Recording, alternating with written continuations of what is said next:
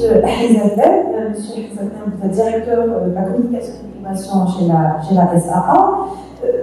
Commençons déjà par la SAA. Est-ce que la SAA, au sens sein, déjà pratique l'économie circulaire par rapport à son comportement de ces différents employés aux ressources humaines, et puis qu'a apporté aussi la SAA dans l'économie circulaire dans notre pays? Bonjour à tous. Au point de vue plus large, je vais essayer d'aller du plus large au plus simple. Là, je fais plus simple. Tous les assureurs sont des acteurs d'équilibre économique. C'est-à-dire que notre rôle, à nous, c'est d'intervenir quand les choses commencent à être déséquilibrées. Alors, déjà, par nature, toutes les actions qui visent l'environnement, l'amélioration du quotidien de nos citoyens et d'autres, nous sommes partants, dedans et acteurs. Ça, c'est au sens large. Maintenant, en termes d'action, réellement, concrètement, on s'est d'abord équipé j'ai bien aimé tout à l'heure quand on en a parlé, on s'est d'abord équipé d'un bâtiment intelligent. Voilà. C'était en 2016. Ça nous a permis de regrouper toutes nos structures à agir. Maintenant, tout ce qui reste en dehors du siège, ce sont des activités dites commerciales. Mais tout ce qui était structure de gestion a été regroupé dans un siège, un bâtiment vraiment intelligent, avec toutes les normatifs que vous pouvez imaginer, la gestion. Les choses les plus simples, imagine qu'il y a un accès au système de ventilation, tout est intégré dans le bâtiment. Ça nous a permis d'être plus efficace, et d'un autre côté, ça nous a permis de réduire beaucoup notre facture, nos factures sur la consommation énergétique et les déplacements. D'un autre côté, nous sommes perpétuellement en train d'intégrer de nouveaux processus 100% digitalisés.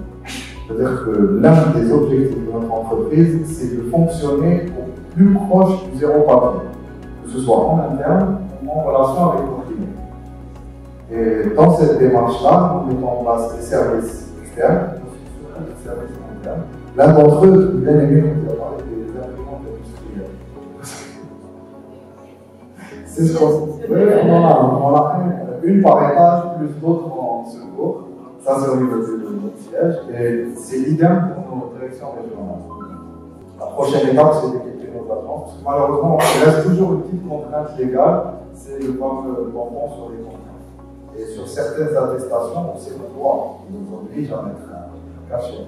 Aller vers la version papier. Voilà. En fin de process, on finit toujours par un coup de papier. Mais ce qu'on fait, c'est qu'on le réduit, cette utilisation du papier au maximum. On a même fait des tests pour des cartes, des choses vraiment simples, des cartes visibles, dématérialisées. Maintenant, la plupart de nos processus ne nécessitent pas de signature vraiment ordonnatrice, sont complètement dématérialisés à l'intérieur de l'entreprise. Que ce soit la gestion des dossiers sinistres de nos clients, c'est-à-dire que nous, à la SAA, on gère un tiers des sinistres du marché. Dès qu'un client fait sa déclaration en avance, automatiquement il est scanné.